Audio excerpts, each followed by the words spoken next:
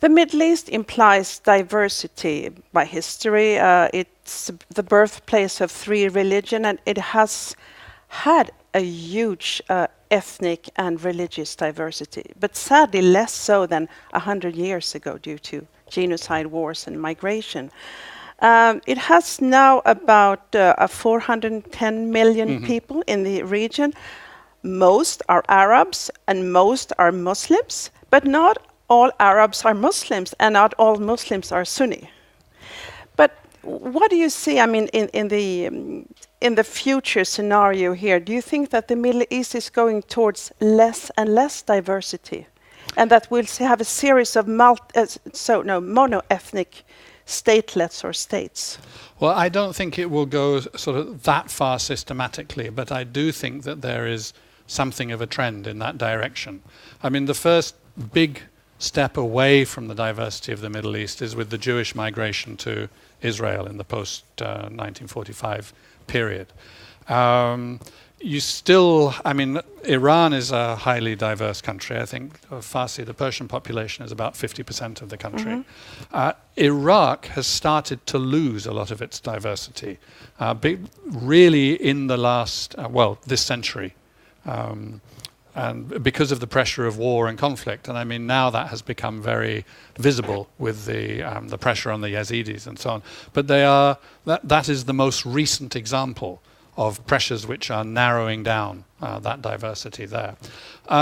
If you go further to the west and you think of Algeria and so on, there's a strong Berber minority there and in neighboring countries, and I think that will remain as well. So there will continue to be that ethnic diversity, and there's going to continue to be religious diversity as between the Sunni and Shia, and then also Judaism and quite significant numbers of Christians still left. But again, for example, Coptic Christians have been, many have been leaving Egypt because of the pressure that they have come under there. Lebanon is actually the demographics have been shifting a lot over the last 70 or 80 years, but nobody dares really ask how much. It's too politically explosive to take a census and find out what the figures are now, because the constitution is based on an estimate of the diversity of the population. And of course, in terms of this diversity, part of it being the difference between Sunni and Shia, in places now, that is becoming not religious diversity, but polarization of the worst and most violent kind. And, with awful violence being done on both sides.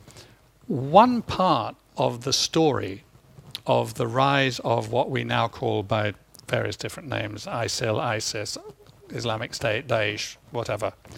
One part of that story is to do with Al-Qaeda in Iraq, which was given a terrible kind of set of reversals during the period of the American strategy, which was called the Surge, which is about 2007, around there. And the Surge was never to do, or it was never primarily to do with increasing American troop numbers.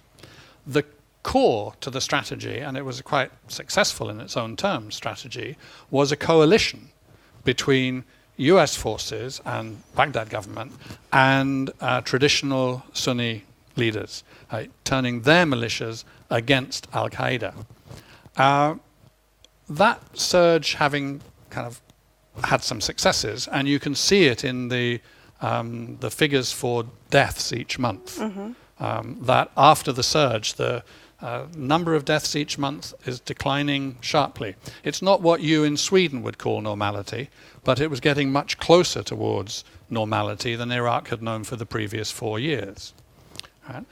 Then the US says, okay, job done. And the Baghdad government says, now's our chance. And they moved in hard and with a lot of pressure onto some of the very Sunni groups which had been supporting the surge. Right? And out of that moment of completely misplaced and sort of sectarianly driven state violence, Al-Qaeda, now rebranded as Islamic State in Iraq, re-strengthens, regroups, gets new recruits. There was they started to use the tactic of the big prison breakout to bring those who had been imprisoned into their forces. And in time, that becomes a force which in 2014 started to really challenge the viability of the Iraqi state. So it was that moment of, where religious diversity becomes religious polarization. And I think that it still has the capacity for enormous peril and enormous danger in the area.